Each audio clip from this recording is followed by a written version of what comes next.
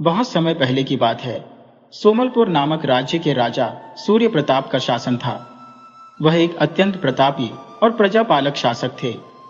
उनके राज्य में हर ओर सुख समृद्धि व्याप्त थी और प्रजा पूर्णतः संतोषपूर्वक जीवन व्यतीत कर रही थी।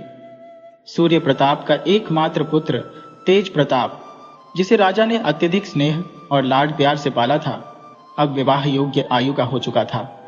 हालांकि तेज प्रताप ने विवाह को लेकर कुछ विचित्र आग्रह कर दिए थे, जिसके कारण राजा अत्यधिक चिंतित रहने लगे। राजा को यह भय सताने लगा कि यदि तेज प्रताप विवाह नहीं करेगा तो उनके वंश का क्या होगा। जब भी राजा अपने पुत्र से विवाह की बात करते, तेज प्रताप कोई न कोई शर्त रख देता।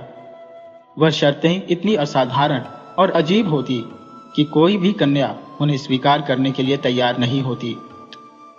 एक दिन राजा ने पुनः अपने पुत्र से आग्रह किया, पुत्र, अब तुम्हारी आयु विवाह योग्य हो चुकी है, हमें तुम्हारा विवाह निश्चित करना होगा। इस पर तेज प्रताप ने उत्तर दिया, महाराज, मैं विवाह करने के लिए तैयार हूं, परंतु मेरी एक शर्त है। जो भी कन्या मुझसे विवाह करेगी उसे प्रतिदिन प्रातःकाल मुझसे 1,00,000 सिक्के मांगने होंगे। राजा ने इस विचित्र शर्त को सुनकर अनेक राज्यों में संदेश भिजवाया और विवाह के लिए योग्य कन्याओं की खोज शुरू की। लेकिन अधिकांश कन्याओं और उनके परिवारों ने इस अजीबोगरीब शर्त को सुनकर विवाह का प्रस्ताव अस्वीकार कर दिया। राजा दिन रात चिंता में डूबे रहते। तेज प्रताप उनका इकलौता पुत्र था और उसके बिना राज्य और वंश कैसे आगे बढ़ेगा, यही सोचकर वह व्याकुल हो उठते। आखिरकार एक ऐसी कन्या सामने आई जिसने तेज प्रताप की शर्त और चुनौती को स्वीकार कर लिया। शुभ मुहूर्त देखकर दोनों का विवाह विधि पूर्वक संपन्न हुआ। विवाह के पश्चात जब राजकुमार तेज प्रताप अपनी पत्नी के साथ महल पहुंचे तो उसने अपनी पत्नी को उसकी शर्त की याद दिलाई और उसे एक लात मारने की बात कही।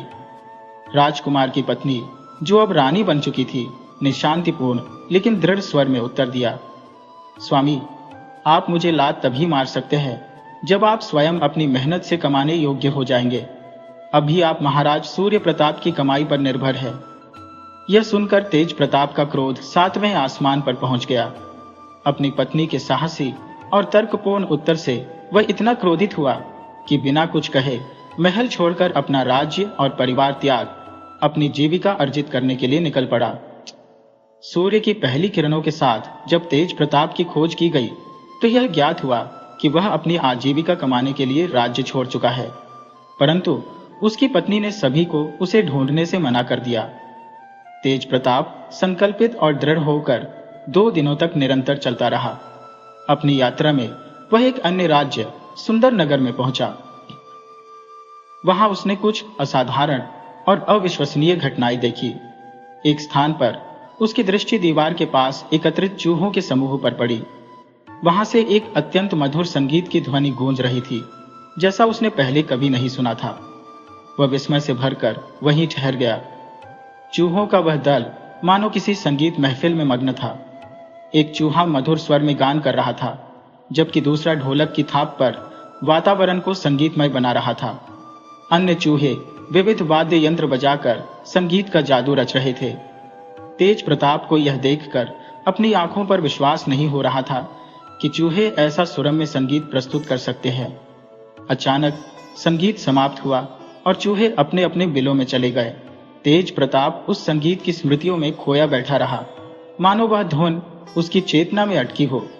थोड़ी देर बाद जब वह पुनः आगे बढ़ा तो एक नदी के पास पहुंचा। उसे नदी पार करनी थी, लेकिन वह कोई उपाय सोच ही रहा था कि एक सियार नाव लेकर आया। सियार ने तेज प्रताप को संबोधित करते हुए कहा, मालिक, क्या आप नदी पार करना चाहेंगे? मैं आपको उस पार पहुंचा सकता हूं। तेज प्रताप यह देख स्तब्ध रह गया।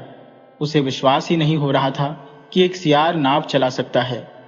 सोच विचार में डूबा हुआ वह नाव पर चढ़ गया। सियार ने कुशलतापूर्वक उसे नदी के उस पार पहुंचा दिया। यह घटना तेज प्रताप के लिए अत्यधिक अजीबोगरीब थी और उसने इस प्रकार का करिश्मा पहले कभी नहीं देखा था। नदी पार करने के बाद उसने एक तालाब देखा। वहां एक जोड़ा हंस और हंसनी कपड़े धो रहे थे।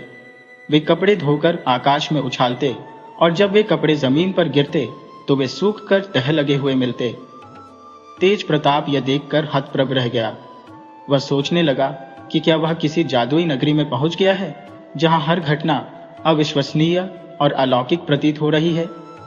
थकान से चूर होकर तेज प्रताप एक पेड़ की छांव में बैठ गया और धूप के कम होने की प्रतीक्षा करने लगा। उसके मन में अभी भी उन घटनाओं की गूंज थी और वह उन्हें समझने में असमर्थ था। शाम होने तक वह सुंदर नगर के मुख्य बाजार में पहुंच गया।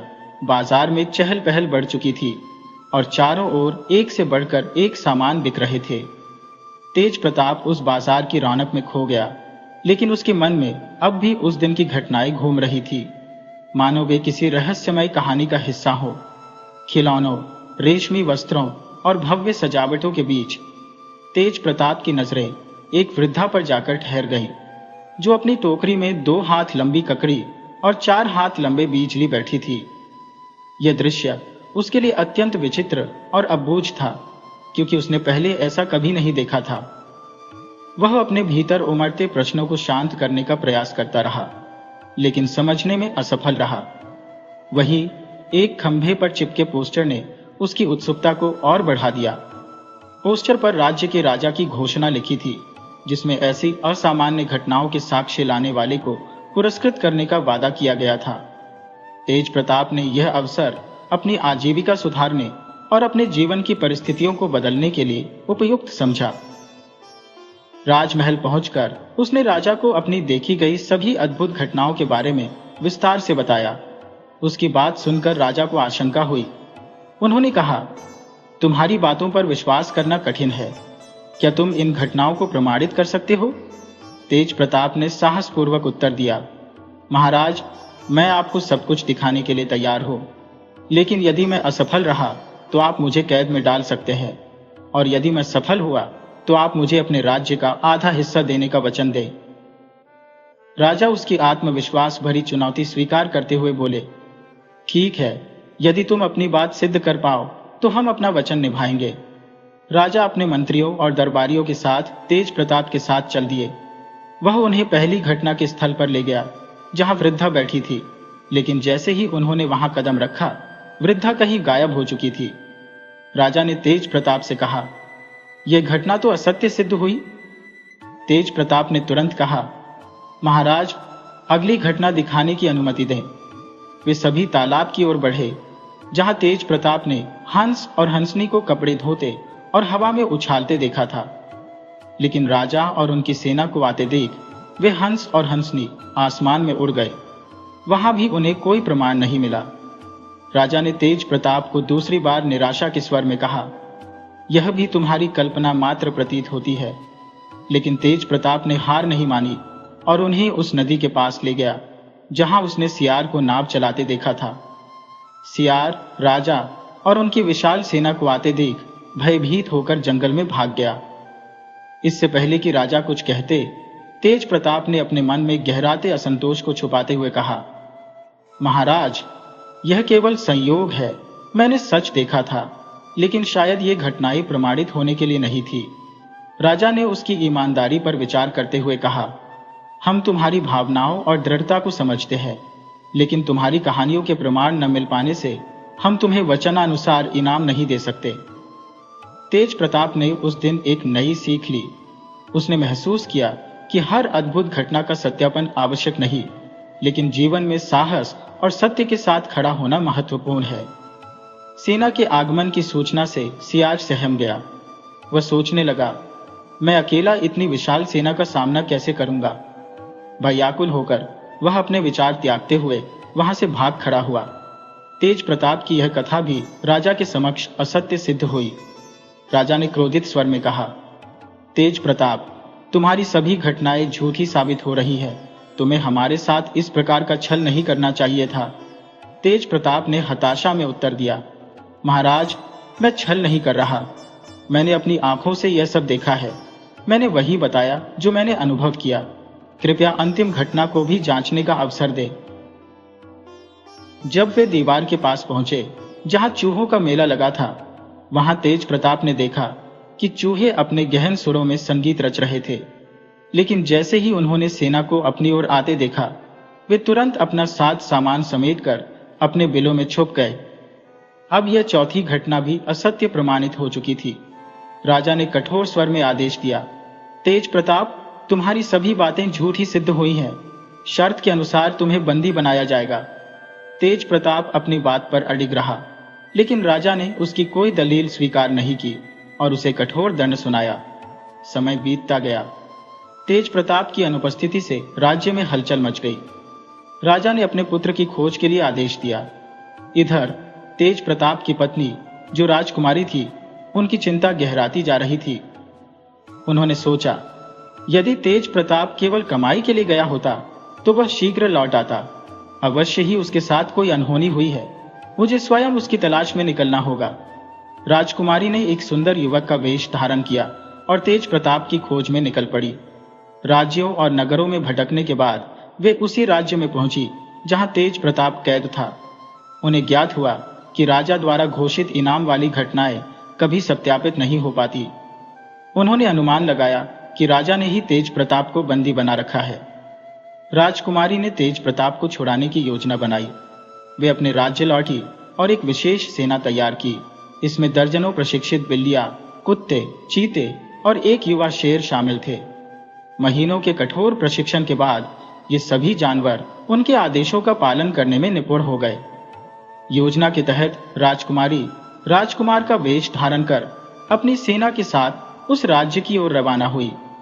मार्ग में यदि कोई उनसे पूछता, अरे भैया, ये करतब दिखाने वाले जानवर हैं, तो वे मुस्कुराकर उत्तर देती, ये मेरे पालतू साथी हैं, और आगे बढ़ जाती। राज्य पहुंचने पर उन्होंने अपनी सेना को रणनीतिक रूप से तैनात किया। चूहों के संगीत वाले स्थल पर बिल्लियों को छोड़ा गया। नदी पर कुत्तों को सियार का सामना करने के लिए लगाया गया। इसी प्रकार हर घटना की सत्यता उजागर करने के लिए राजकुमारी ने अपनी रणनीति को अमल में लाया। उनकी बुद्धिमत्ता और साहस ने न केवल तेज प्रताप को स्वतंत्रता दिलाई, बल्कि राजा को भी यह सीख दी कि झूठे आरोप लगाकर किसी को कैद करना न्याय संगत नहीं। राजकुमारी और तेज प्रताप विजयी होकर अपने राज्य लौटे और जीवन में सत्य और साहस की महत्ता को सजीव रूप से प्रदर्शित किया। तालाब के समीप, जहां हंस और हंसिनी अपनी अनवरत दिनचर्या में वस्त्र धोने में व्यस्त रहते थे, वहां से गुजरते हुए राजकुमारी, जो राजकुमार का रूप धारण किए थी, अपनी सैन्य टुकड़ी संगनगर पहुंची। उनके पास एक शेर का बच्चा भी था, जिसे उन्होंने बुढ़िया की गतिविधियों पर निगरानी रखने के लिए तैनात कर दिया। दरबार में उपस्थित होकर उन्होंने राजा से कहा, महाराज, मैं अपनी आंखों देखी घटनाओं को प्रमाणित कर दिखाऊंगी। कृपया मेरे साथ चलें और सच्चाई को स्वयं अवलोकन करें। राजा, जो अपनी शर्तों पर अडिग था, स्पष्ट रूप से बोला, यदि तुम्हारी बातें असत्य सिद्ध हुई तो तुम्हें कालकोठरी में डाल दिया जाएगा। राजकुमारी इस चुनौती के लिए पूरी तरह तैयार थी। वे राजा को लेकर घटनास्थल पर पहुंची। जैसे ही बुढ़िया ने राजा और उसके मंत्रियों को अपनी ओर आते देखा, वह भागने का प्रयास करने लगी, लेकिन शेर का बच्चा चौकसी के लिए तत्पर खड़ा था। उसने बुढ़िया को भागने का कोई अवसर नहीं दिया। राजा ने यह सब देखा और पीछे खड़े शेर के बच्चे की उपस्थिति पर आश्चर्य व्यक्त किया, किंतु स्थिति को समझ नहीं सका। इसके बाद राजकुमारी राजा को लेकर तालाब की ओर बढ़ी, जहां हंस और हंसिनी कपड़ों को धोने और आसमान में उछालने में व्यस्त थे। उन्होंने राजा से कहा, महाराज, देखिए, हंस और हंसिनी अपने कार्य में निपुण है। कपड़े आसमान में उछालते हैं और वे सूखकर व्यवस्थित रूप से नीचे आते हैं। राजा ने यह दृश्य अपनी आंखों से देखा और चकित रह गया। इसके पश्चात राजकुमारी ने राजा को नदी के किनारे ले जाकर अगली घटना का साक्षी बनाया। वहां सियार नाव चला रहा था। शेर के बच्चे की चौकसी के कारण सियार को नदी पार करवाने की मजबूरी थी। सियार ने राजा और मंत्रियों को एक एक करके नदी पार कराई। दोनों कुत्ते सियार की हर गतिविधि पर नजर बनाए हुए थे, जिससे वह कोई चालाकी न कर सका। अंतिम घटना चूहों से संबंधित थी। जब सेना वहां पहुंची तो चूहे भागने की सोचने लगे, किंतु बिल्लियों की पहरेदारी इतनी सख्त थी कि उन्होंने चूहों को भागने से रोक दिया। बिल्लियों ने चूहों को चेतावनी दी, यदि किसी ने यहां से भागने की कोशिश की तो उसे जिंदा खा लिया जाएगा। राजा ने प्रत्येक घटना का साक्षात निरीक्षण किया और पाया कि राजकुमार के भेष में आई राजकुमारी की प्रत्येक बात सत्य थी। इस प्रकार राजकुमारी ने अपनी बुद्धिमत्ता और साहस से न केवल राजा की शर्तें पूरी की, बल्कि अपनी सत्यनिष्ठा भी सिद्ध की। डर और आशंका से जकड़े कोई भी अपने स्थान से हिलने की हिम्मत नहीं कर रहा था। इसके बाद राजा ने चूहों की अगली चालों का अवलोकन किया। चूहों की हालत पहले ही बिल्लियों के भय से इतनी बिगड़ चुकी थी कि उनका साहस संगीत की धुनों में सिमट कर रह गया था। राजा ने बिल्लियों का प्रभुत्व और चूहों का संघर्ष देखा और समझ लिया कि परिस्थिति पूरी तरह बदल चुकी है। राज्य की गद्दी पर अधिकार की यह महागाथा तब और पेचीदा हो गई जब यह साफ हो गया कि आधा राज्य अब राजकुमार का घोषित किया जा चुका था। शाही आदेशानुसार राजा के अधिकांश सेवक, सैनिक और अधिकार भी राजकुमार को सौंप दिए गए। सैनिकों को यह सख्त निर्देश दिया गया कि पूर्व राजा को बंदी बना लिया जाए। उसी क्षण से राजकुमार ने अपने को राज्य का नया अधिपति घोषित कर दिया। सैनिकों ने राजा को तुरंत हिरासत में ले लिया और इस घटना की चर्चा पूरे राज्य में आग की तरह फैल गई। लोग नए महाराज से मिलने की अभिलाषा से उमड़ने लगे। राजकुमार, जो वास्तव में राजकुमारी थी, ने बंदियों की रिहाई का आदेश दिया। जैसे ही यह घोषणा हुई, बंदियों के बीच खुशी की लहर दौड़ गई। वे जो वर्षों से स्वतंत्रता की आशा खो चुके थे, अब उत्सव मनाने लगे। बंदियों को एक एक करके राजमहल में प्रस्तुत किया गया। इस बीच राजकुमारी, जो अब राजा के वेश में थी, ने अपनी पहचान गुप्त रखते हुए हर बंदी से मुलाकात की। जब तेज प्रताप को उनके सामने लाया गया तो राजकुमारी ने उसे अलग से एक विशेष स्थान पर रखने का आदेश दिया। उनके प्रति विशेष आदर सत्कार का प्रबंध किया गया, जिससे तेज प्रताप असमंजस में पड़ गए। तेज प्रताप सोच में डूबे हुए थे। मेरे साथ यह विशेष व्यवहार क्यों? ऐसा क्या है जो मुझे बाकी बंदियों से अलग कर रहा है? उनका मन घबराहट से भर गया।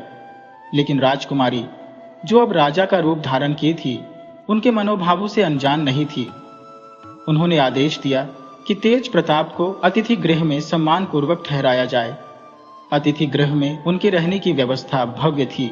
जैसे ही दरबार की व्यस्तताएं समाप्त हुई, राजकुमारी तेज प्रताप के पास पहुंच गई। तेज प्रताप ने उन्हें देखकर क्षमा याचना शुरू कर दी, लेकिन राजकुमारी के चेहरे पर एक मुस्कान झलक रही थी। उन्होंने अपने वेश को त्याग कर अपने असली रूप में प्रकट किया। तेज प्रताप यह देखकर स्तब्ध रह गए, क्योंकि वह उनकी पत्नी ही थी, जिन्होंने इस पूरे प्रकरण को अपनी चतुराई और धैर्य से अंजाम दिया था। मैंने उसे तुरंत पहचान लिया। वह मेरी पत्नी थी। तेज प्रताप की आंखें अपराध बोध और पश्चाताप के आंसुओं से भर गई। जिस पत्नी को एक समय उसने अपमानजनक शर्तों के साथ ब्याह कर घर लाया था, आज उसी ने उसके जीवन की रक्षा की थी। उसकी अंतरात्मा में बेचैनी और ग्लानि का सागर उमड़ रहा था। वह स्वयं को रोक न सका और अपनी पत्नी के चरणों में गिरने को आतुर हो गया, क्षमा याचना हेतु। किंतु उसकी पत्नी तुरंत पीछे हट गई और अत्यंत गंभीरता से बोली, मुझे पाप का भागी मत बनाइए। ये मेरा कर्तव्य था। मैं केवल पत्नी धर्म का पालन कर रही हूं। तेज प्रताप ने गहरी निराशा और अपराध बोध में कहा, पति का धर्म पत्नी की रक्षा करना होता है, लेकिन तुमने मेरी रक्षा की। यह मेरा उत्तरदायित्व था, जिसे मैं निभाने में असफल रहा। मैं तुम्हारे योग्य पति नहीं बन सका। रानी ने दृढ़ स्वर में उत्तर दिया, जब कोई आपके प्राण लेने आए तो मैं कैसे चुप रह सकती हूँ? तुम मेरे पति हो और तुम्हारी रक्षा करना मेरा धर्म है। इस वाक्य के साथ रानी ने अपने पुरुष रूप का परित्याग किया और अपनी असली पहचान प्रकट कर दी। जो उन्होंने सभा में ऐलान किया कि वह अपने समस्त अधिकार और राज्यपाट तेज प्रताप को सौंपकर अपने राज्य लौट जाएंगी। अगले दिन पूरे विधि विधान के साथ तेज प्रताप का राज्याभिषेक किया गया। सुंदर नगर का राज्यपाट तेज प्रताप को सौंपने के पश्चात रानी अपने राज्य लौट गईं। तेज प्रताप ने राज्य की बागडोर संभाल ली और कुछ समय पश्चात वह अपनी पत्नी को उनके घर से सम्मान सहित वापस ले आए। दोनों ने अपने वैवाहिक जीवन को सुखी और संतोषपूर्ण बनाने का प्रण लिया। उनके जीवन का हर क्षण अब नई सीखों और प्रेम की मधुरता से भरपूर था। तेज प्रताप ने न केवल शर्तों के आडंबर को छोड़ा, बल्कि यह भी समझ लिया कि पत्नी केवल अर्धांगिनी नहीं होती, बल्कि सम्मान और समर्पण की पात्र भी होती है। सुंदर नगर अब उनके सुखद जीवन का केंद्र बन गया।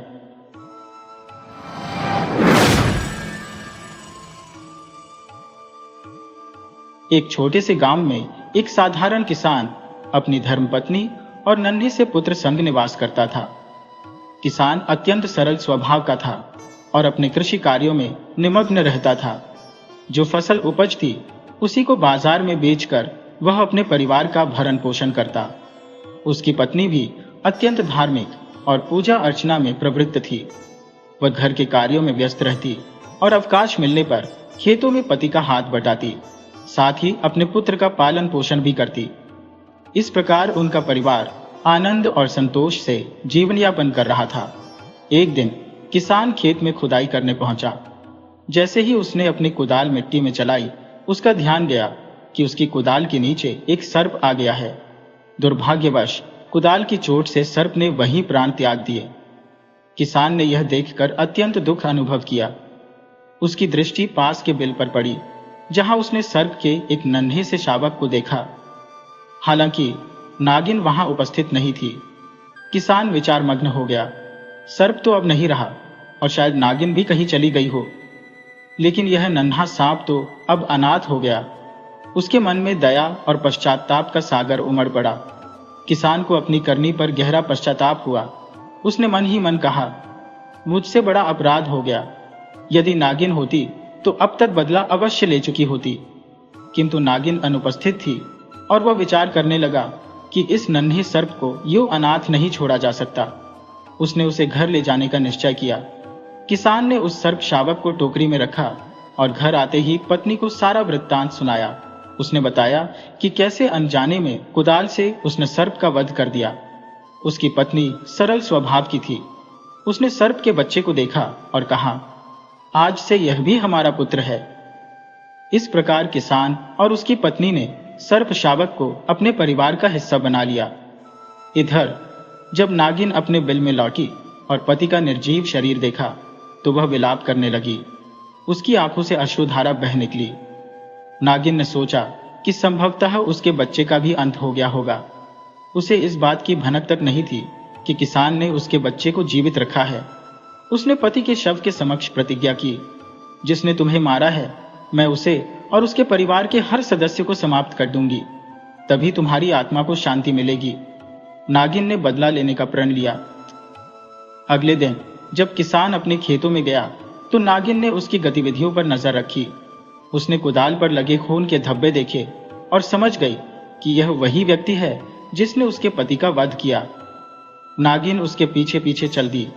दोपहर को जब किसान भोजन के लिए घर लौटा, नागिन भी उसके पीछे घर तक आ गई। किसान के अंदर जाते ही उसकी पत्नी ने फुर्ती से दरवाजा बंद कर लिया। नागिन ने प्रतीक्षा की, लेकिन जब घर का कोई द्वार नहीं खुला तो उसने भीतर प्रवेश का कोई और मार्ग ढूंढना शुरू किया। तभी किसान की पत्नी ने खिड़की खोली और नागिन चुपके से घर के अंदर घुस गई। घर के कोने में छिपकर उसने देखा कि किसान का छोटा पुत्र खेल रहा है। उसने मौके का लाभ उठाया और बच्चे को डस लिया।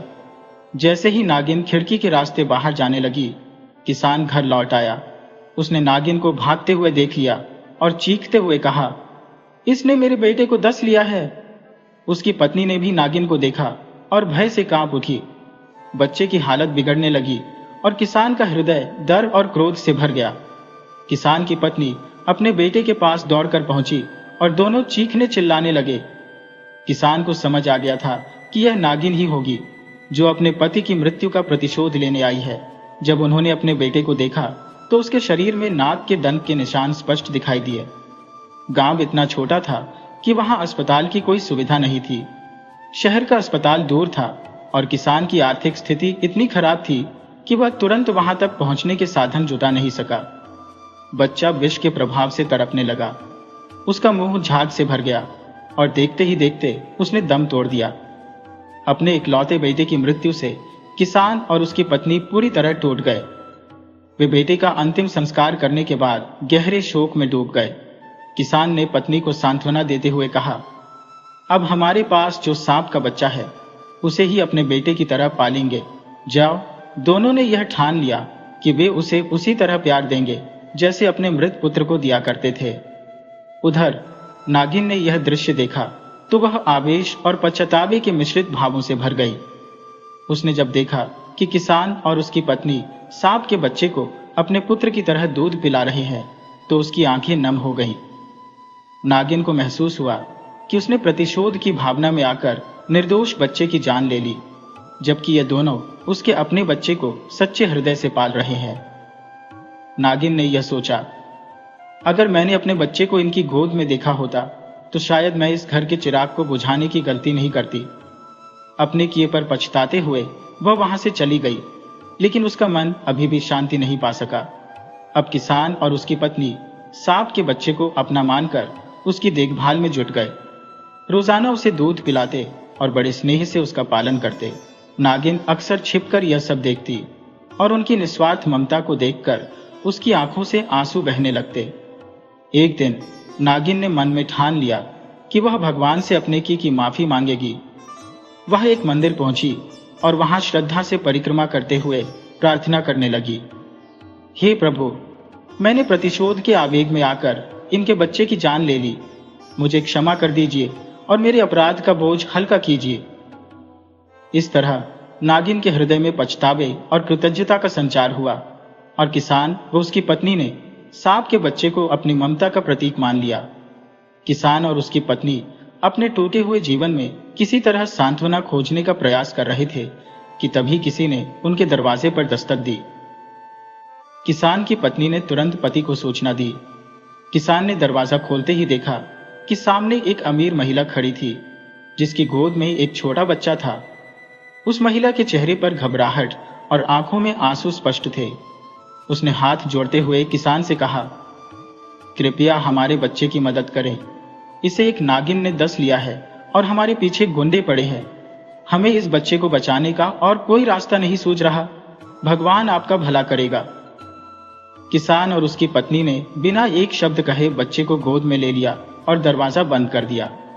बच्चे की हालत देखकर उनकी आंखों में वही दर्द ताजा हो गया जो उन्होंने अपने बेटे को खोने के समय महसूस किया था। बच्चा विष के प्रभाव से तड़प रहा था। किसान और उसकी पत्नी ने भगवान से प्रार्थना की कि इस बार किसी चमत्कार से बच्चे की जान बच जाए। वे बच्चे को अस्पताल ले जाने का विचार करने लगे, लेकिन अस्पताल दूर था और वहां तक पहुंचने में देर हो सकती थी। उन्होंने सोचा कि रास्ते में कहीं गुंडों ने पहचान लिया तो वे बच्चे को मार डालेंगे। ऐसे में किसान ने बच्चे के गले से सोने का लॉकेट उतार लिया, जो उसकी पहचान का संकेत था। इसी बीच खिड़की के बाहर से नागिन पूरी घटना देख रही थी। उसने अपनी मणि गिराई और किसान की नजर उस पर पड़ी। किसान ने बिना किसी सोच विचार के मणि को उठाया और बच्चे के डंके हुए स्थान पर लगा दिया। मणि ने तुरंत जहर खींच लिया और बच्चा होश में आ गया। किसान और उसकी पत्नी ने जल्दी से हल्दी मिला हुआ दूध लाकर बच्चे को पिलाया। बच्चे की जान बच जाने पर उनकी खुशी का ठिकाना नहीं था।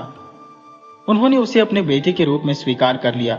उधर नागिन, जो इस दृश्य की गवाह थी, अपनी भावनाओं में उलझ गई। कुछ समय बाद सेठ सेठानी, जो बच्चे के माता पिता थे, की खबर आई कि वे चौराहे पर मरे हुए पाए गए। बच्चा अब पूरी तरह से अनाथ हो गया था। किसान और उसकी पत्नी ने यह सोचकर उसे अपना लिया कि भगवान ने उनके आंगन को फिर से उजाले से भर दिया। नागिन, जो अब तक दूर से यह सब देखती आ रही थी, इस बार साधु बाबा का रूप धरकर किसान के घर आई। उसने दरवाजा खटखटाया। किसान की पत्नी ने उसे अंदर बुलाया और उनके लिए भोजन पाने की व्यवस्था करने लगी। साधु बाबा बने नागिन ने पत्नी से पूछा, बेटी, तुम्हारे कितने बेटे हैं? किसान की पत्नी ने उत्तर दिया, हमारे 2 बेटे हैं। नागिन ने चालाकी से कहा, लेकिन मुझे तो एक ही बेटा दिखाई दे रहा है। पत्नी ने आत्मविश्वास से कहा, बाबा, हमारा दूसरा बेटा वह सांप का बच्चा है। जैस हमने उसे अपने पुत्र के समान स्वीकार किया है, वह अब हमारा परिवार है। नागिन की आंखें छलक आईं। उसने महसूस किया कि उसके प्रतिशोध और घृणा ने उसे कितना गलत मार्ग दिखाया था। किसान और उसकी पत्नी के निस्वार्थ प्रेम ने उसे पश्चाताप के गहरे सागर में डुबो दिया। साधु बाबा के वेश में छिपी नागिन ने अपना असली मकसद प्रकट करते हुए कहा, मुझे इस सांप के बच्चे को सौंप दो, नहीं तो मैं तुम्हें और तुम्हारी पत्नी को खत्म कर दूंगा। यह सुनकर किसान की पत्नी, जो भीतर से बेहद सशक्त और अपने बच्चों के प्रति समर्पित थी, फूट फूट कर रो पड़ी। उसने कहा, बाबा, मेरे बच्चे मेरी प्राणों से भी प्रिय है। आप चाहें तो मुझे मार दें, लेकिन मैं अपने बच्चों को नहीं छोड़ सकती। जब किसान ने यह झगड़ा सुना तो वह बाहर आया और बाबा से पूछा, आपकी समस्या क्या है बाबा? बाबा ने क्रोधित स्वर में कहा, तुमने इस सांप के बच्चे को क्यों अपने घर में पाल रखा है? इसे मुझे दे दो। किसान ने हाथ जोड़ते हुए कहा, बाबा, हम आपकी सेवा और सत्कार करने को तैयार है। जो भी चाहिए आप ले लें, लेकिन हमारे बच्चों पर यह आरोप मत लगाइए।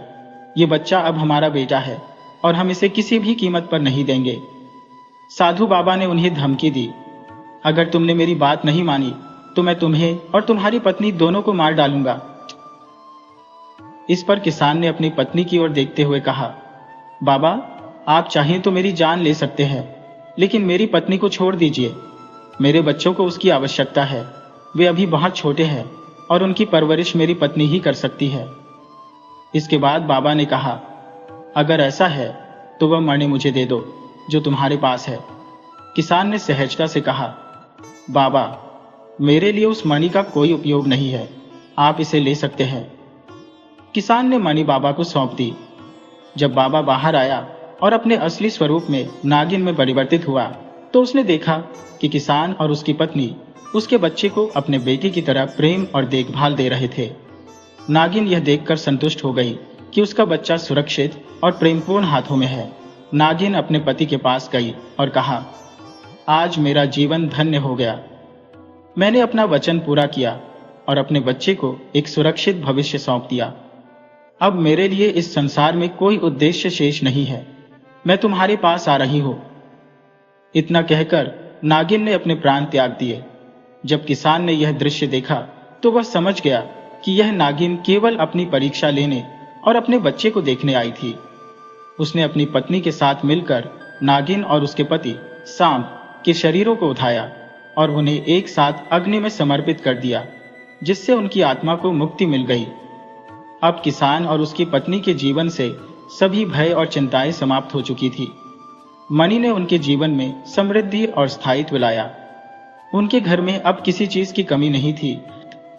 किसान और उसकी पत्नी अपने दोनों बेटों के साथ सुख शांति के जीवन का आनंद लेने लगे।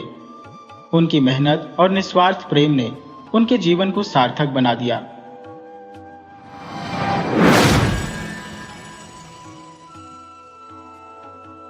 बहुत समय पहले की बात है। एक वृद्ध व्यक्ति था। वह अत्यंत निर्धन था। उसके जीवन में कोई सहारा नहीं था। अपना पेट भरने के लिए वह भीख मांगता था। उम्र के बोझ ने उसके शरीर को कमजोर कर दिया था और अब वह अपनी जिंदगी मंदिर की सीढ़ियों पर ही गुजारता था। जो श्रद्धालु वहां आते, उनकी दया से उसे थोड़ा बहुत अन्न मिल जाया करता था। एक दिन वह बुजुर्ग भयंकर बुखार से तप रहा था। ठंड से ठिठुरते और भूख से व्याकुल वह मंदिर के बाहर बैठा था। उसी समय उस नगर के धनाढ्य सेठ और उनकी पत्नी अपनी लंबी चमचमाती गाड़ी में सवार होकर मंदिर पहुंचे। उनके साथ कई नौकर चाकर थे, जिनके हाथों में फल, मिठाइयां, कपड़े और बहुमूल्य रत्न जड़ित भेंटें थी। सेठ जी ने मंदिर में प्रवेश किया। उस वृद्ध ने उन्हें देखकर सोचा कि शायद अब उसकी भूख मिट जाएगी। वह लड़खड़ाते हुए उनकी ओर बढ़ा और करुण स्वर में बोला, सेठ जी, कुछ खाने को दे दीजिए, 2 दिन से भूखा हूं। लेकिन सेठ ने उसे अनसुना कर दिया। उनकी दृष्टि में वह मानो अदृश्य था। सेठ और सेठानी के आगमन पर मंदिर के पुजारी दौड़कर उनका स्वागत करने आए।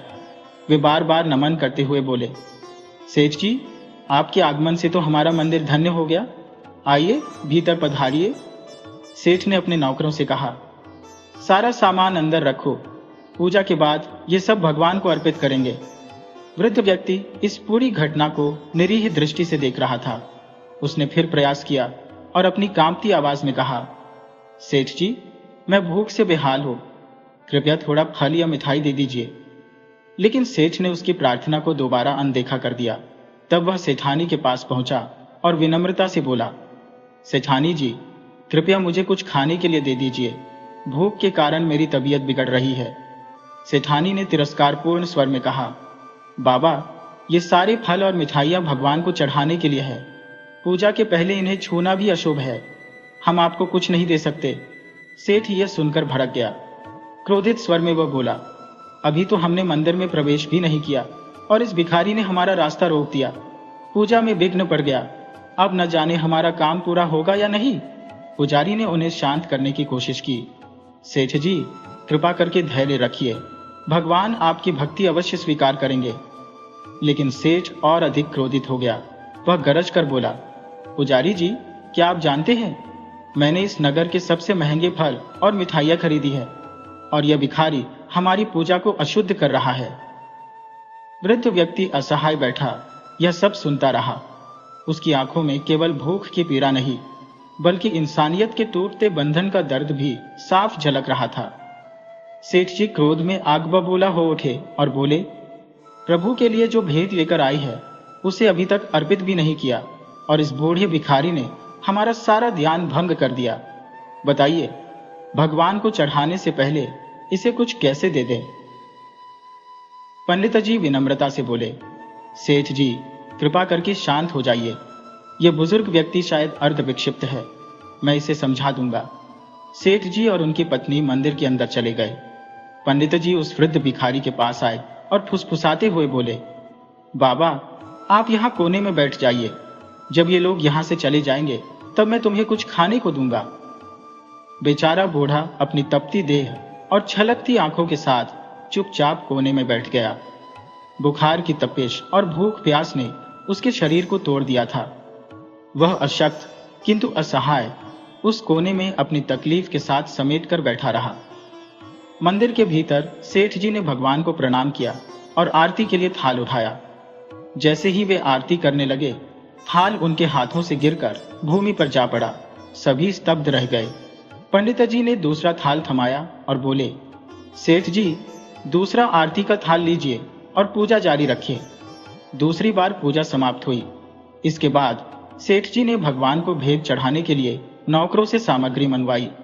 जैसे ही वे भेंट अर्पित करने लगे, धरती अचानक हिलने लगी। भूकंप के झटकों से सारी भेंटें जमीन पर गिर पड़ी। सेठानी भयभीत होकर बोली, पंडिता जी, आपने देखा, मुझे लगता है बाहर बैठे उस बुजुर्ग भिखारी की वजह से भगवान नाराज हो गए हैं। वही हमारी पूजा में विघ्न डाल रहा है। सेठ जी ने हामी भरते हुए कहा, हाँ, उसी की वजह से हमारी पूजा स्वीकार नहीं हो रही है। उस बूढ़े की टोक ने हमारी आराधना में बाधा डाल दी है।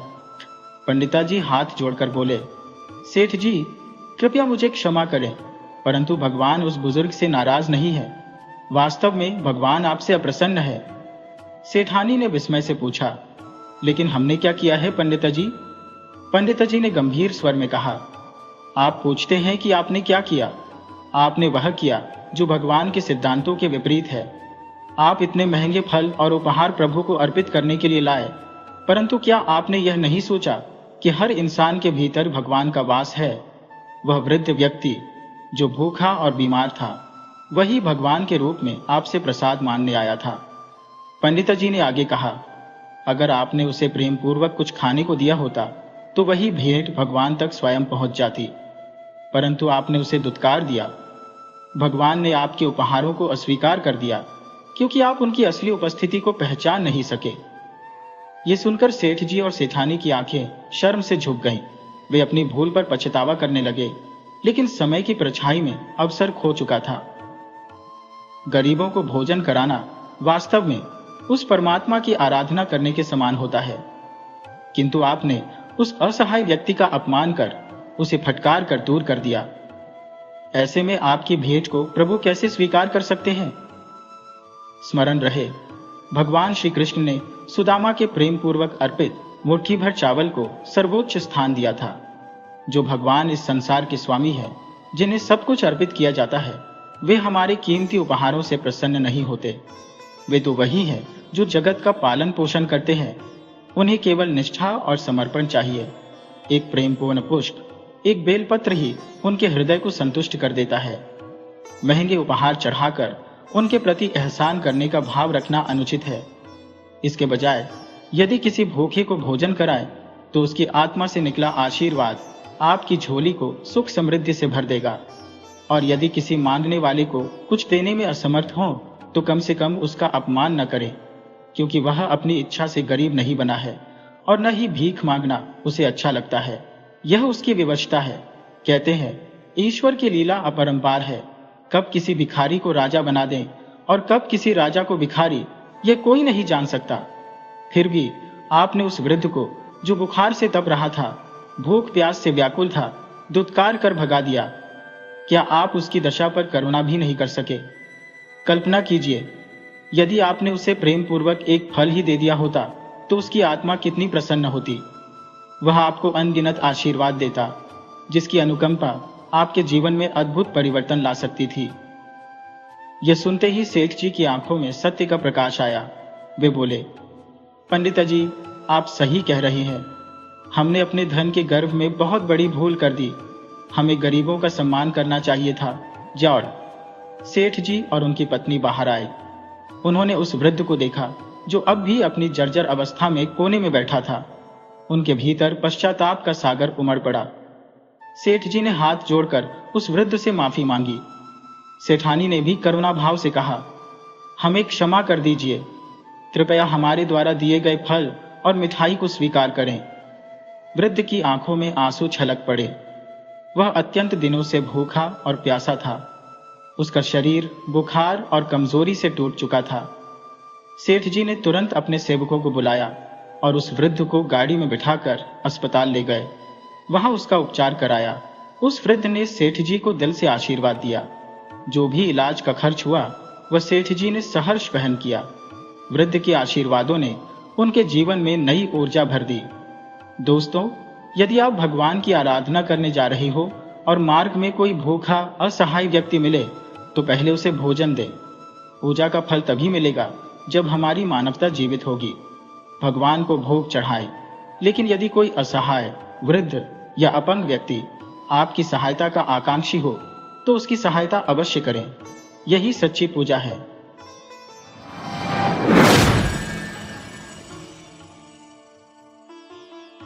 बहुत समय पहले की बात है। एक गांव के किनारे एक बुजुर्ग महिला निवास करती थी। उसका संसार पूरी तरह से अकेला था। न कोई संतान, न कोई परिवार। वह अपना जीवन निर्वाह गोबर के उपले बनाकर बेचने से करती थी। यह वृद्धा अत्यंत धार्मिक थी और उसकी भक्ति श्री कृष्ण के प्रति अडिग थी। दिन रात उसका मन श्री कृष्ण के जाप में लीन रहता। यहाँ तक कि जब वह उपले बना रही होती तब भी उसकी वाणी कृष्ण कृष्ण रटती रहती। गांव के लोग दो प्रकार के थे। कुछ उसकी भक्ति से प्रभावित होकर सम्मान पूर्वक उसके प्रति आदर भाव रखते थे, तो कुछ दुष्ट प्रवृत्ति के लोग उसका उपहास उड़ाते, उसे पागल कहकर चढ़ाते। वृद्धा को इन बातों से कोई अंतर नहीं पड़ता था। वह अपने प्रभु के प्रेम में इतनी डूबी हुई थी कि इन तुच्छ बातों की ओर ध्यान देना उसने छोड़ दिया था। लेकिन कहते हैं कि दुष्टता अपने चरम पर होती है तो वह दूसरों को कष्ट देकर ही संतुष्टि पाती है। एक रात उन दुष्ट लोगों ने उसकी सारी मेहनत, सारे उपलों को चुरा लिया।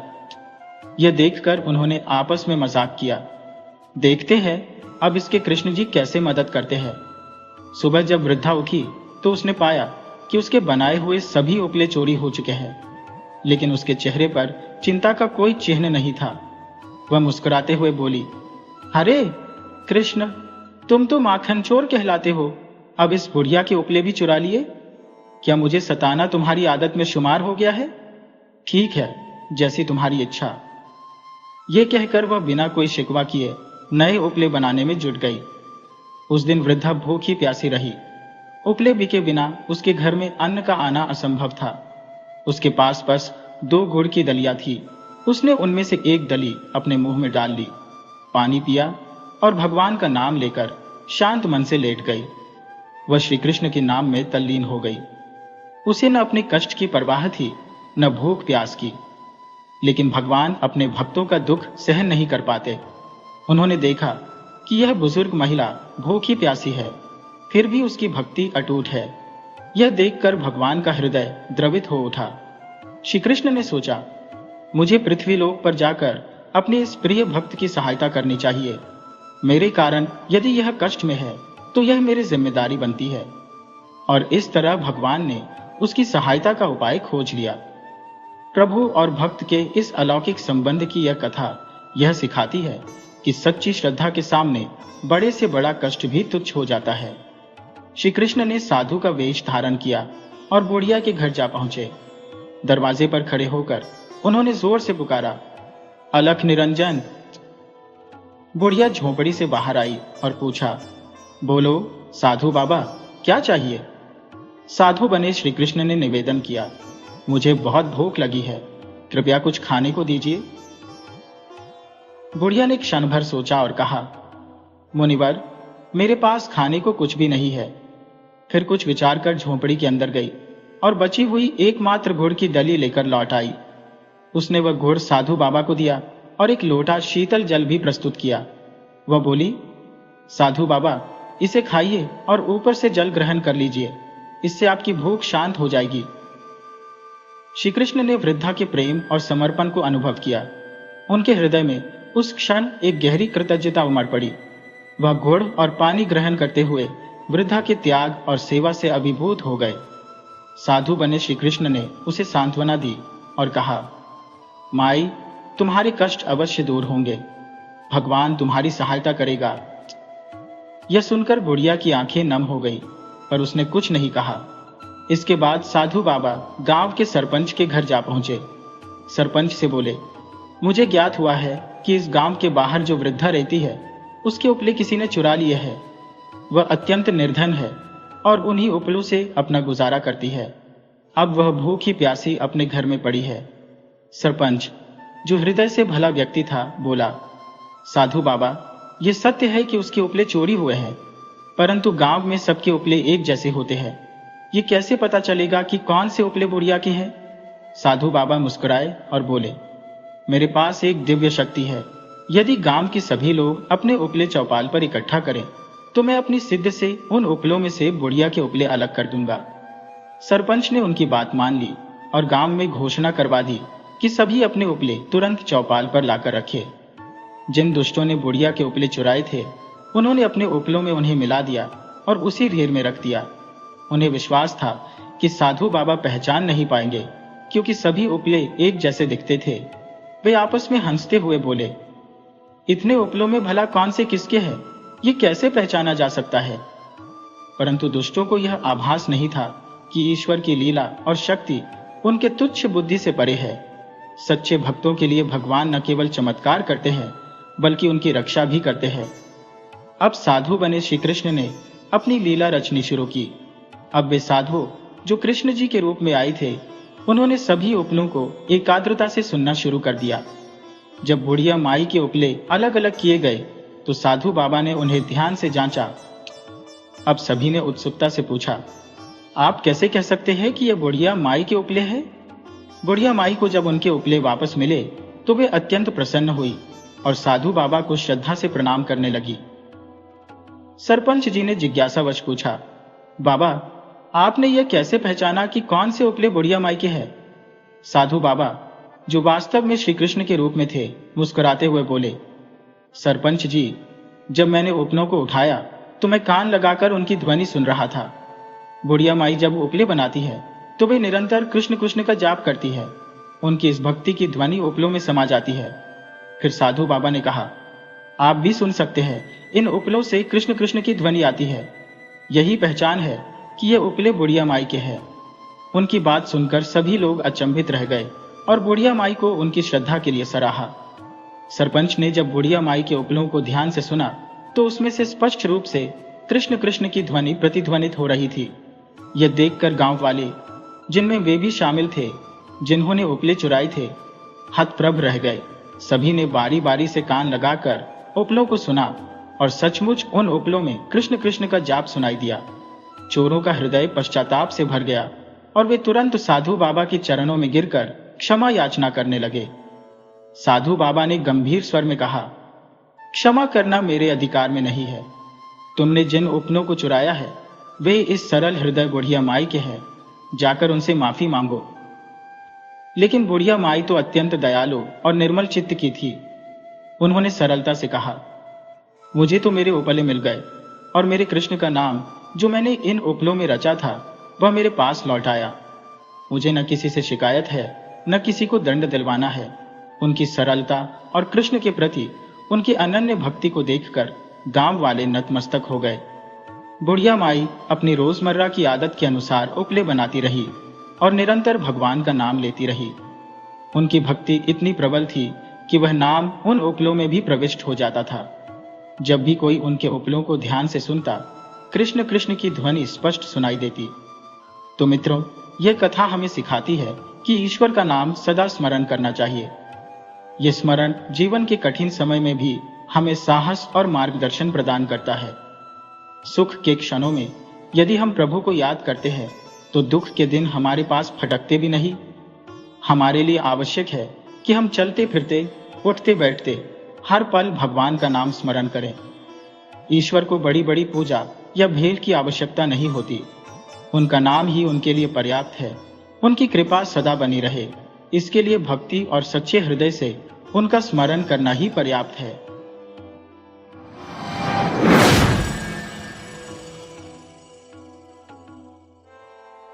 एक गांव में एक दंपत्ति निवास करता था। पत्नी को श्वास संबंधी बीमारी थी, जिससे वह सदैव व्यथित रहती थी। उनके 3 संतानें थी, परंतु तीनों के होने के बावजूद उनकी देखभाल करने वाला कोई नहीं था।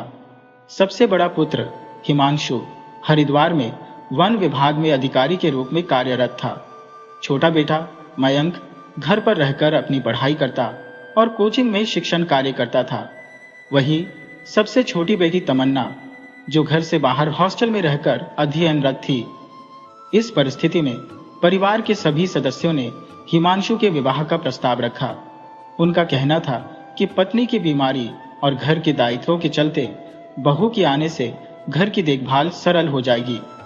माता पिता ने रिश्तेदारों से सलाह मशविरा किया और सबने इस बात पर सहमति जताई कि सरकारी नौकरी में होने के कारण हिमांशु के लिए एक उपयुक्त रिश्ता दहेज और प्रतिष्ठित घराने से सहज ही प्राप्त हो सकता है। एक रिश्ता सुझाया गया जो उनकी अपेक्षाओं के अनुकूल प्रतीत हुआ। लड़की संपन्न परिवार से थी और उनके परिजनों ने भी इस रिश्ते को लेकर अपनी सहमति जताई। इस प्रकार दोनों पक्षों ने आपसी सहमति से अपनी अपनी मांगे सूचीबद्ध कर दी और विवाह के लिए प्रक्रिया आरंभ कर दी। जैसे ही ज्योति और रमेश, मयंक, हिमांशु और तमन्ना के माता पिता रिश्ते की चर्चा कर वापस लौटे, मयंक ने जिज्ञासु होकर प्रश्न किया, माँ क्या हुआ, लड़की कैसी है? रमेश ने झुंझलाते हुए कहा, लड़की देखी ही नहीं। मयंक हैरानी से बोला, पर आप तो भैया के लिए लड़की देखने गए थे। इस पर उनकी मां सुमैला ने समझाया, हाँ गए थे, लेकिन लड़की देखने से पहले ही बात बिगड़ गई। जब हमने अपनी शर्तें बताई तो लड़की वालों ने साफ कह दिया कि उनकी बेटी पढ़ी लिखी और संस्कारी है, लेकिन वे हमारी सारी मांगें पूरी नहीं कर सकते। अगर हम अपनी शर्तें थोड़ी कम कर दें तो रिश्ता बन सकता है। यह सुनते ही रमेश ने खींचते हुए कहा, हमने इसलिए रिश्ता ठुकरा दिया क्योंकि हमारा बेटा वन विभाग में अधिकारी है। उसके लिए रिश्तों की कोई कमी नहीं है। कई जगहों से प्रस्ताव आए हुए हैं। मयंक ने निराश होकर कहा, माँ, पिताजी, आप दोनों क्यों नहीं समझते कि दहेज से ज्यादा जरूरी है कि लड़की अच्छी हो? यह सुनते ही माता पिता क्रोधित हो उठे। रमेश ने कहा, तुम्हारे भाई की सरकारी नौकरी के लिए जो लाखों रुपए खर्च किए उसका क्या? और तुम्हें तो हमने कितनी बार कहा कि भाई की तरह कोई अच्छी सरकारी नौकरी पकड़ लो, लेकिन तुम हो कि अपनी जिद पर अड़े हो। अपनी मेहनत से नौकरी करोगे? चलो देखते हैं कैसे करते हो। मयंक कुछ नहीं बोला और चुपचाप अपने कमरे में चला गया। उसका सपना था कि वह एयरफोर्स में जाए, लेकिन अब तक सफलता नहीं मिली थी। घर में उसकी बात सुनने वाला केवल उसकी बहन तमन्ना थी, जो हॉस्टल में रहकर पढ़ाई कर रही थी। मयंक अक्सर अपने कमरे में किताबों में डूबा रहता और घर की बातों से दूर रहने की कोशिश करता। इस बीच हिमांशु की शादी के लिए कई प्रस्ताव आए, लेकिन दहेज की मांग पूरी न हो पाने के कारण कोई रिश्ता तय नहीं हो सका। हिमांशु हरिद्वार में अपनी नौकरी में व्यस्त था और शादी की जिम्मेदारी पूरी तरह माता पिता पर छोड़ रखी थी। संयोग से कुछ समय बाद हिमांशु के लिए एक उपयुक्त रिश्ता सामने आया। लड़की का नाम प्रीति था और वह अपने माता पिता की इकलौती संतान थी। उनके पिता सरकारी ठेकेदार थे और उन्होंने सभी शर्तें खुशी खुशी मान ली। ये खबर सुनकर मयंक बेहद प्रसन्न हुआ और तुरंत अपने भाई हिमांशु और बहन तमन्ना को सूचना दी। दोनों ने भी इस खबर से खुशी जाहिर की। जल्द ही हिमांशु को बुलाया गया और रिश्ता तय कर पारिवारिक समारोह में सारी रस्में पूरी की गई। प्रीति का स्वरूप आकर्षक था और उसका स्वभाव सौम्य और सरल प्रतीत हो रहा था। पंडित जी ने विवाह का शुभ मुहूर्त 1 माह बाद का सुनिश्चित किया। इस बीच मयंक को तमन्ना को लाने के लिए देहरादून भेजा गया, क्योंकि वह वहीं के एक हॉस्टल में रहकर अपनी पढ़ाई पूरी कर रही थी।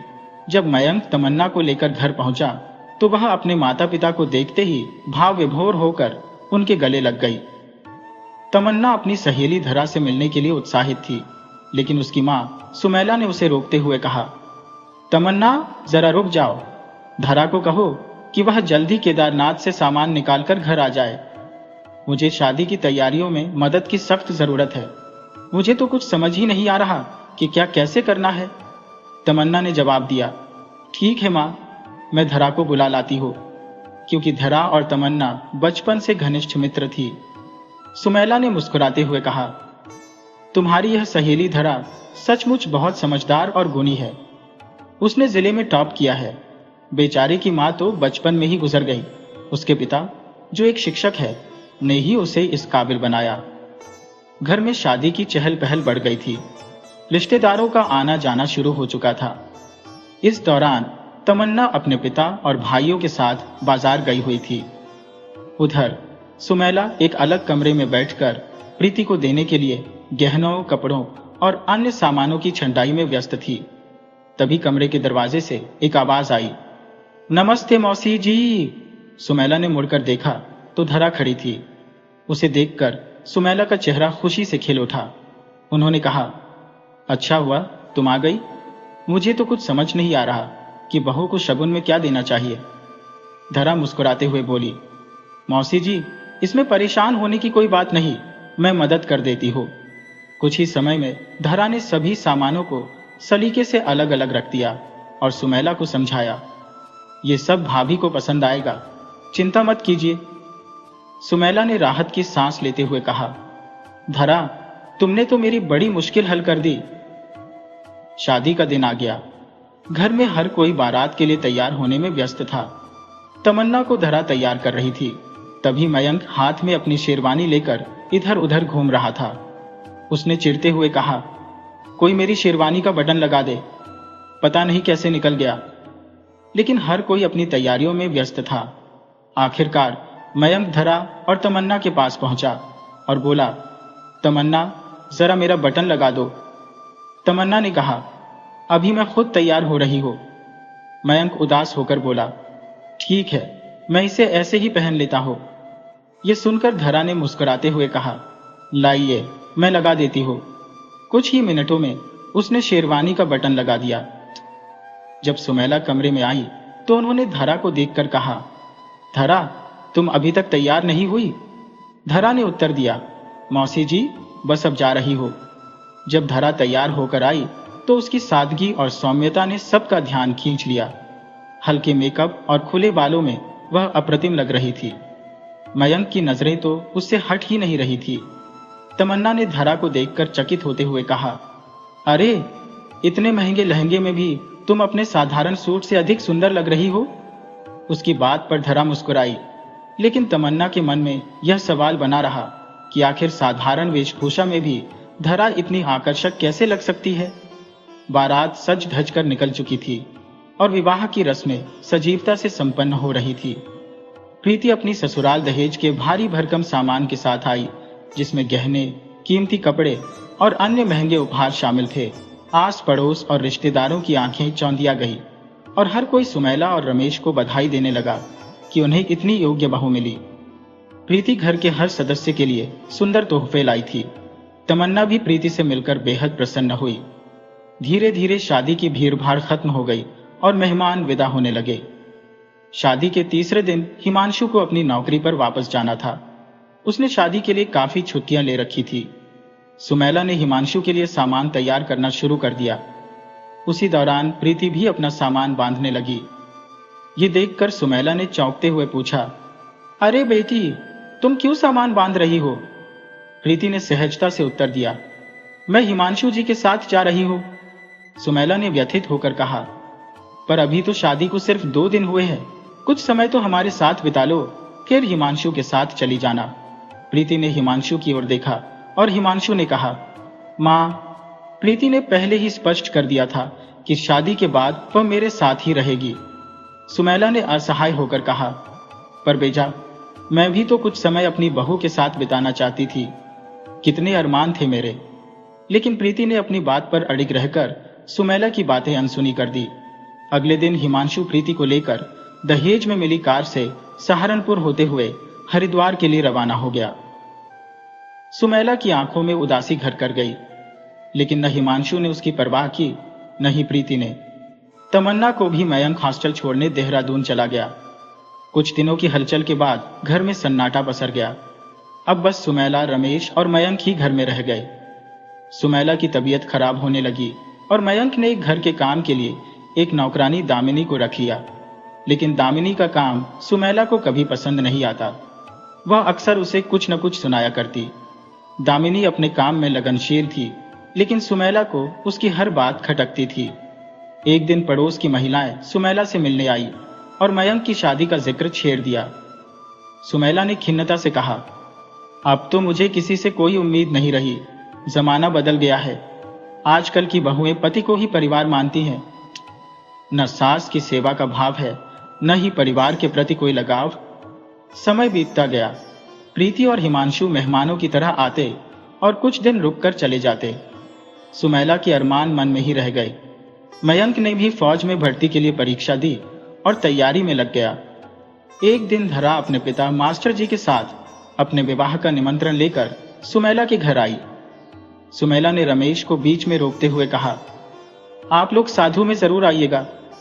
मयंक, जो मन ही मन धरा को पसंद करता था, धरा की शादी की खबर सुनकर गहरी उदासी में डूब गया। मास्टर जी ने खुद निमंत्रण देने घर पर आए थे। सुमैला ने मयंक से कहा, कम से कम तुम तो चले जाना। मेरी तबीयत तो ठीक नहीं रहती और मैं इस वजह से नहीं जा सकती। परीक्षा की तैयारी के चलते न तो तमन्ना आ सकी और न ही प्रीति, जो धरा की सहेली थी। शादी वाले दिन सुमैला की तबीयत भी खराब थी, जिसके चलते वह इस विवाह में सम्मिलित नहीं हो सकी। मयंक उदासी के साथ तैयार हुआ और शादी में शामिल होने निकल पड़ा। मयंक के जाते ही सुमैला और रमेश बैठकर बातें करने लगे। रमेश ने सुमैला को बताया, प्रीति के पिताजी ने मयंक के लिए एक बहुत अच्छा रिश्ता सुझाया है। बस नौकरी लगने की देर है। यह सुनते ही सुमैला ने पूछा, क्या वे बड़े घर की लड़की है? क्या उतना ही दहेज मिलेगा जितना हिमांशु के विवाह में मिला था? रमेश ने मुस्कुराकर कहा, हाँ, यह रिश्ता उससे भी बेहतर होगा। यह सुनते ही सुमैला का चेहरा खुशी से खिल उठा। उसकी आंखों में गहने और महंगे सामान की कल्पनाएं घूमने लगी। दामिनी ने उसी समय सारा काम निपटाकर खाना बना दिया। सुमैला आज इतनी प्रसन्न थी कि उसने दामिनी को कुछ नहीं कहा। खाना खाते हुए दरवाजे की घंटी बजी। सुमैला ने कहा, लगता है मयंक आ गया। दामिनी ने दरवाजा खोला और सामने का दृश्य देखकर अवाक रह गई। उसने सुमैला को पुकारते हुए कहा, मालकिन, जल्दी आइए। सुमैला और रमेश, जो खाना खा रहे थे, घबराकर दरवाजे की ओर भागे। सामने मयंक और धरा खड़े थे, गले में वरमाला डाले हुए। सुमैला हैरानी से चिल्लाई, ये क्या मजाक है? मयंक, तुम तो धरा की शादी में गए थे, फिर उसे यहां क्यों ले आए? सुमैला एक के बाद एक सवाल पूछती चली गई, बिना मयंक को जवाब देने का मौका दिए। रमेश ने सुमैला को शांत करने की कोशिश करते हुए कहा, क्या कर रही हो? पहले दोनों को अंदर तो आने दो। बाहर खड़े खड़े सारी बातें पूछोगी क्या? सुमैला गुस्से में बोली, नहीं, मैं इसे घर के अंदर नहीं आने दूंगी। यह कोई मजाक नहीं है। क्या किसी भी छोटे घर की लड़की को उठाकर लाने पर मैं उसे अपनी बहू मान लूंगी? नहीं, मैं इसे कभी अपनी बहू नहीं मान सकती। मयंक ने आखिरकार चुप्पी तोड़ी। माँ, पिताजी, मेरी बात सुनिए। मैंने यह सब जानबूझकर नहीं किया। आप लोग पूरी बात तो सुन लें। रमेश ने माहौल को समझते हुए सुमैला को एक तरफ बैठाया और कहा, जो हुआ सो हुआ। तुम अपनी सेहत खराब मत करो। मयंक, धरा, तुम दोनों अंदर जाओ, बाकी बातें बाद में होंगी। तभी दामिनी बोली, साहब, छोटे साहब दुल्हन लेकर आए हैं। क्या बिना रस्मों के उन्हें घर के अंदर आने दिया जाएगा? शगुन नहीं होगा क्या? सुमैला गुस्से से भड़कते हुए बोली, अपशगुन तो ये अपने साथ लाया है, इससे बड़ा अपशगुन और क्या होगा? मैं तो कोई रस्म नहीं करूंगी। रमेश ने दामिनी से कहा, तुम ही सब संभाल लो, कम से कम ये तमाशा तो खत्म हो।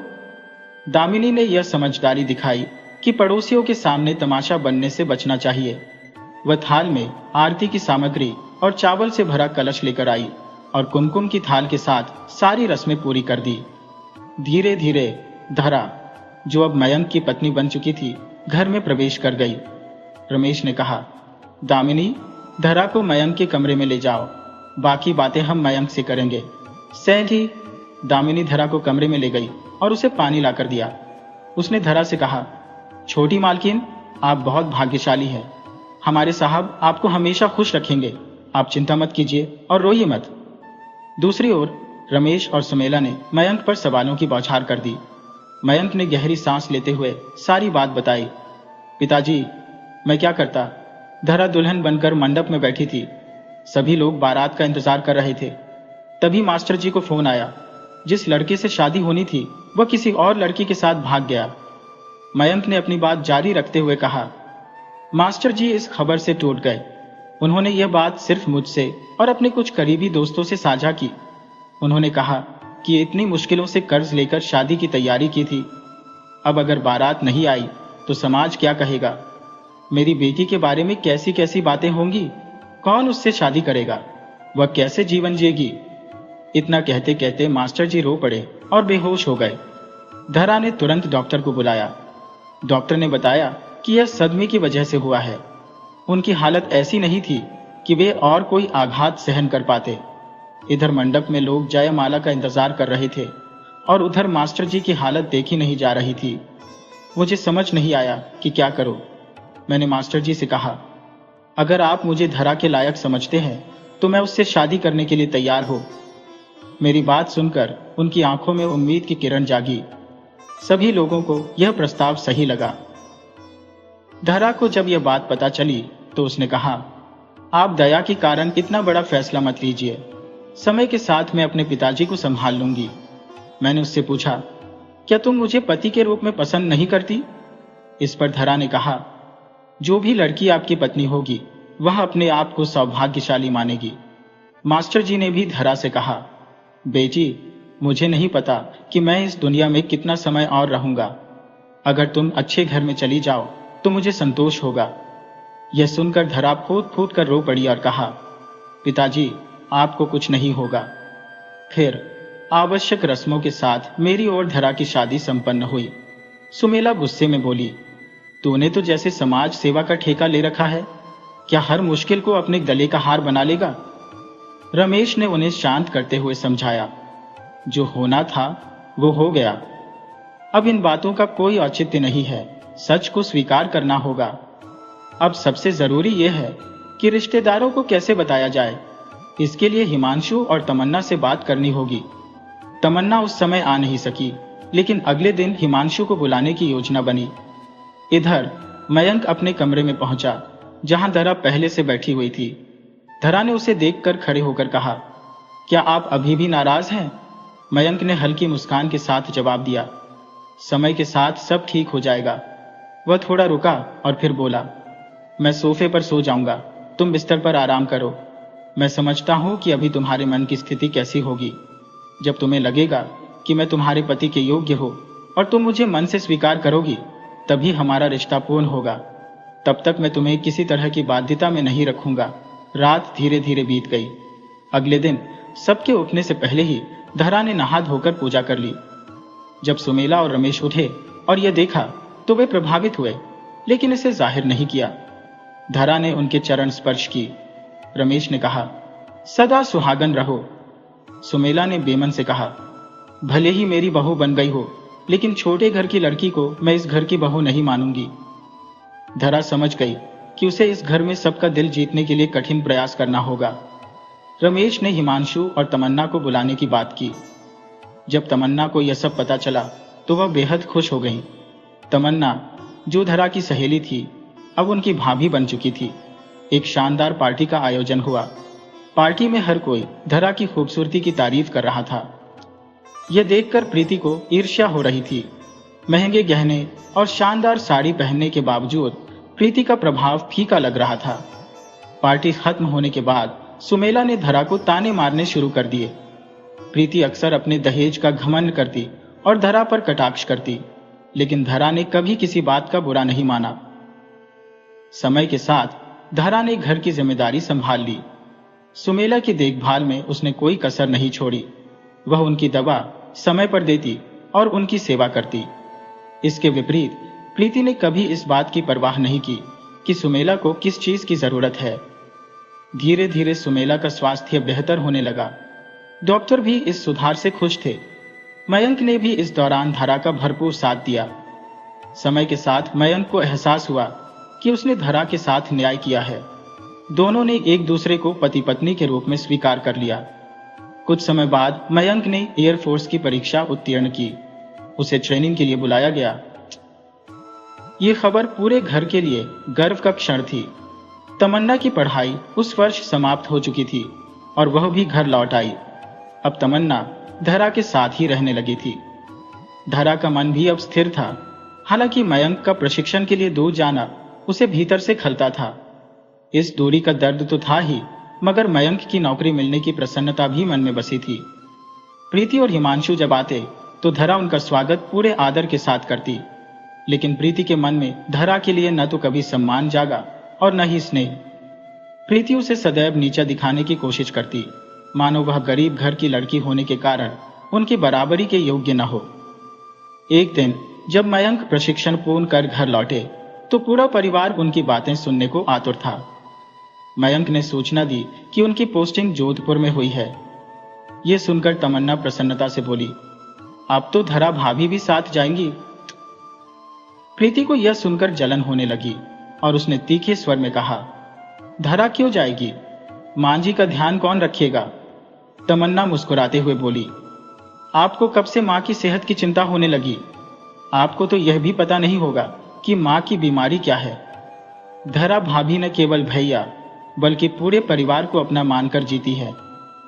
यह सुनकर प्रीति का क्रोध और भड़क गया।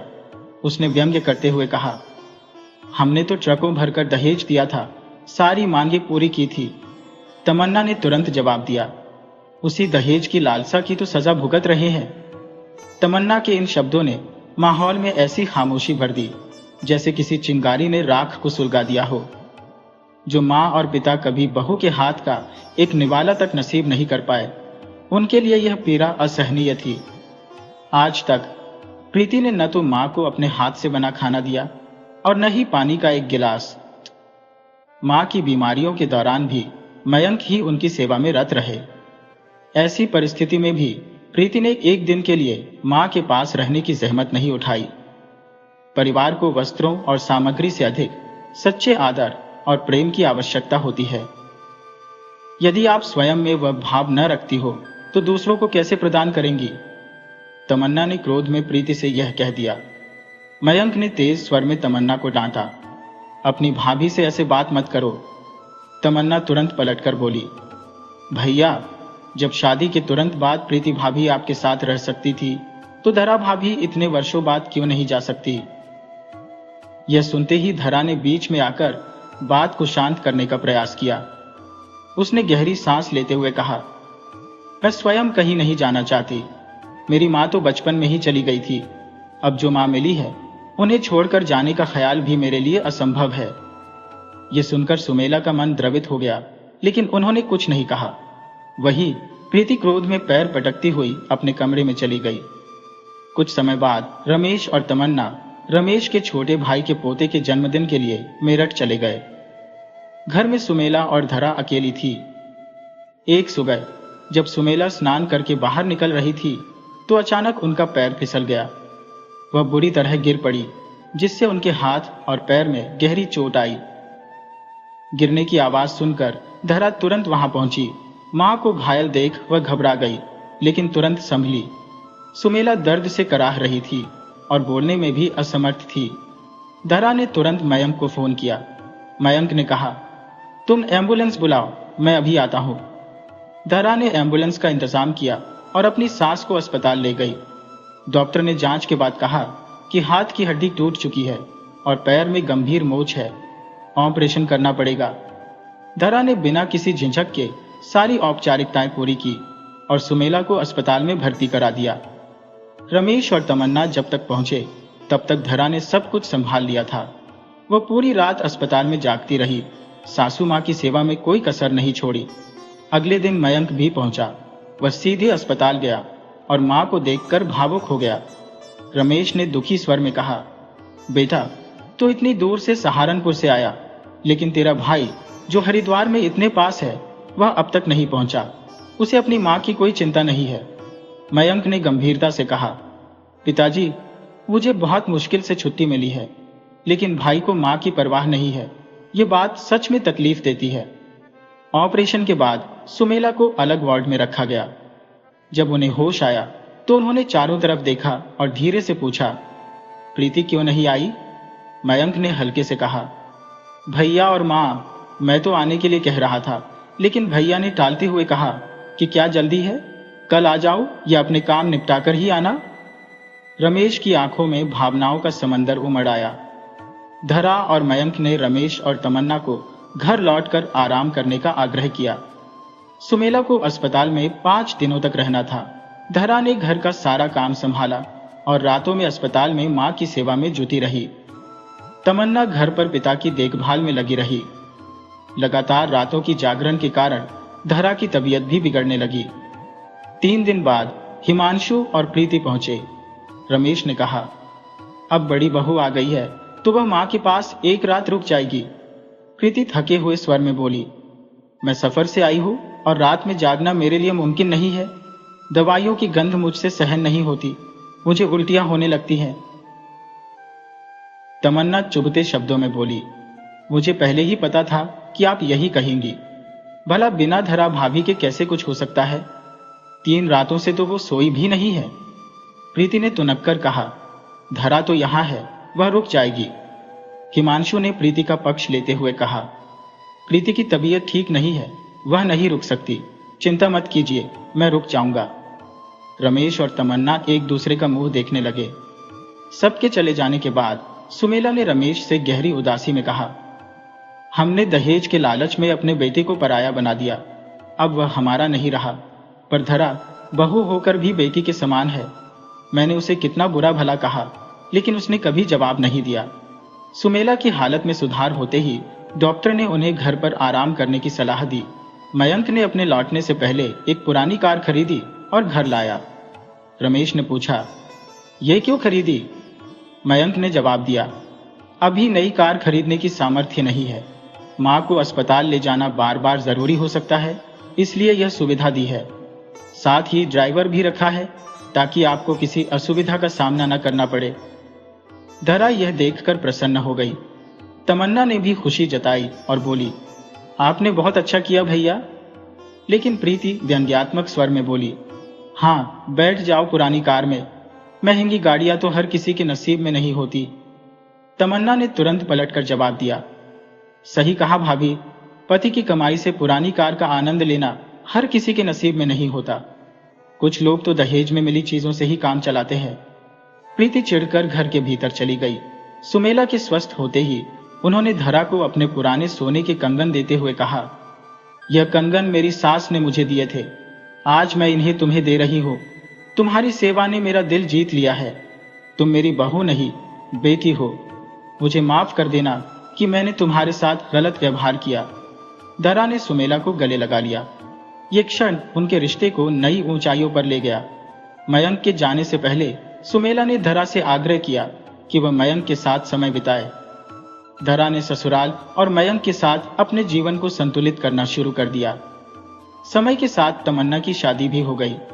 हिमांशु और प्रीति ने अलग घर ले लिया और स्वतंत्र रूप से रहने लगे। लेकिन धरा, सुमेला और रमेश एक साथ रहते थे। धरा ने ससुराल और अपने पति के साथ संतुलन बनाए रखा। सुमेला और रमेश की सोच में एक बड़ा परिवर्तन आया। उन्हें एहसास हुआ कि बहू का असली महत्व ऊंची जाति या अमीर घराने में नहीं, बल्कि अच्छे संस्कार और सच्चे दिल में है।